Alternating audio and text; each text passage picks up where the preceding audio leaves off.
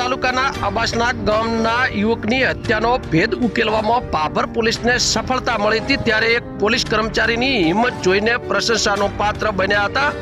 જેમાં 2 દિવસ અગાઉ નર્મદા કચ્છ બ્રાન્ચ કેનાલમાં એક લાશ તરતી હોવાની જાણ પાભર પોલીસને થતાં પાભર પોલીસ ઘટના સ્થળે પહોંચીને લાશને બહાર કાઢવા માટે પ્રયાસો હાથ ધર્યા હતા। જેમાં કચ્છ બ્રાન્ચની મુખ્ય નર્મદા કેનાલ હોવાથી કેનાલના ધસમસતા પાણીમાં સ્થાનિક તરવૈયાઓ પણ ડરતા હતા, ત્યારે પાભર પોલીસ મથકમાં ફરજ બજાવતા જામાભાઈ જગાભાઈ ચૌધરીએ કોઈ પણ જાતની પરવા કર્યા વગર નર્મદા કેનાલના ઊંડા પાણીમાં ઉતરીને કોથળામાં ભરેલી લાશ બહાર કાઢી હતી। જેમાં લાશ ફોગાઈ ગયેલી હોવાને કારણે લાશની દુર્ગંધ વચ્ચે પણ પોલીસ કર્મચારી જામાભાઈ ચૌધરીએ હિંમત દાખવીને લાશને કિનારા ઉપર લાવી હતી।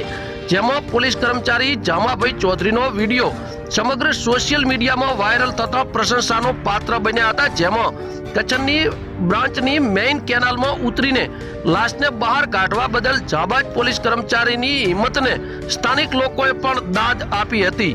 Bureau report બનાસની Smita, Bhabhar Suigam, Vav Tharad.